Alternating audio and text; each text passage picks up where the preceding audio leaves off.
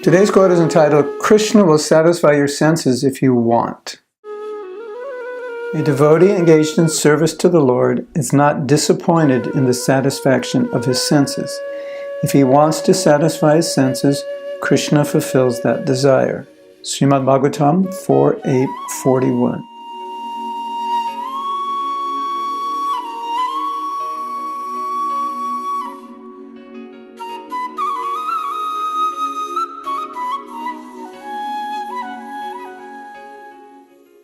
Now, you might say, well, is this the right mentality? Or you might say, I have a desire to satisfy my senses and Krishna has not fulfilled it. So what does this quote mean? Well, this was in relationship to the story of Dhruva, and Krishna satisfied his desires because, as you may know, Krishna knew what Dhruva wanted, and even though later Dhruva said, I don't want it, Krishna said, well, I'm going to give it to you because I know what you want. Because Krishna, he likes to fulfill the desires of his devotees, even after they lost the desire. He doesn't like to make devotees' lives difficult. And you might say, well, my life is difficult.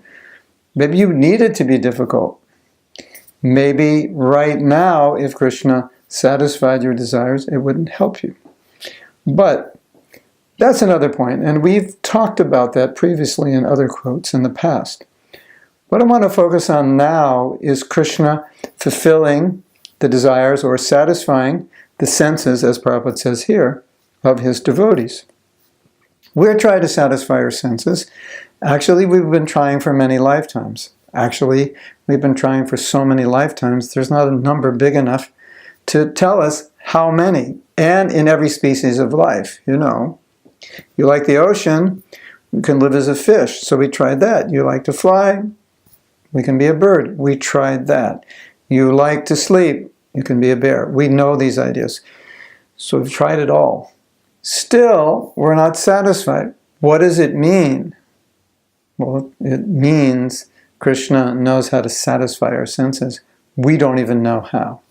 In fact, in psychological research or psychological studies, they found, or they concluded, that people don't have any idea how to satisfy themselves. Whatever decision they make about satisfying themselves, they would later think, no, that was a bad decision, because what I decided, I'm not sure if the other decision would have been better. And so they go back and forth. Most people were like that. They didn't really know what would make them happy. They always felt they made the wrong decision. So if we let Krishna satisfy us, everything changes. Now, we don't have to try to satisfy ourselves. We have to try to satisfy Krishna.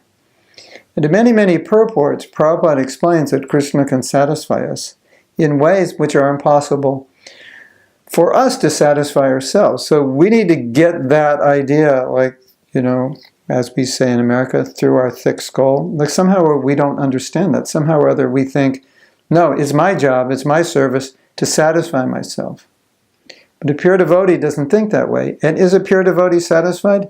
Yes. Is he more satisfied than the non-pure devotees? Yes. And he's not even trying to satisfy himself, because when you allow Krishna to satisfy you, don't you think he knows better how to do it?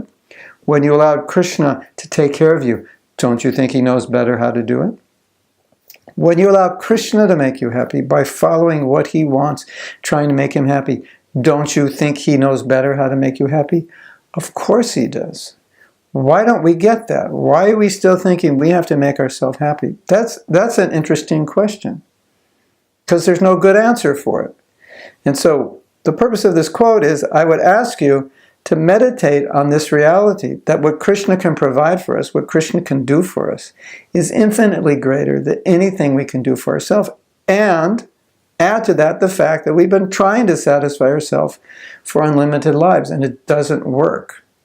And so in this life, as devotees, we are supposed to understand this. We are supposed to realize that if I just satisfy Krishna, he'll take care of everything. And then you might say, but I have certain needs. I know you do. So do I. Should I neglect them? No. But you can allow Krishna, or have faith that Krishna will provide those needs, just like sometimes we find someone wants to change their ashram. That's a kind of a polite way of saying they want to get married.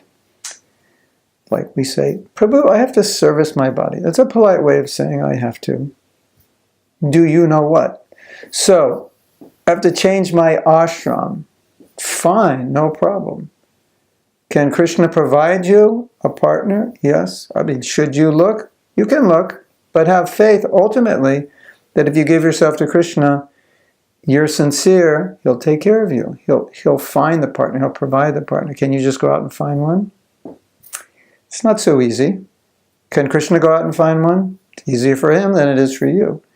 Should you try? Should you look? That's up to you. Some of us just have faith Krishna will provide. Some feel we need to look. It depends on you, and it depends on the situation. I'm not saying don't do anything, and Krishna will do everything.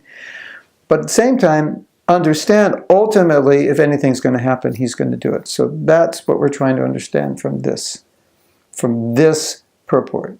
Hare Krishna. If you like this video, you can subscribe below. Also, I'd really appreciate it if you share this video with others, if you comment on it, if you like it, do whatever. You have to click to share it, because I think a lot of devotees would appreciate getting these videos. I try to take our philosophy and put it in a practical way so we know how to apply it in daily activity. And this is one of the services I do, and I want to reach as many devotees as possible. If you can help me, I'd appreciate it so much. Thank you.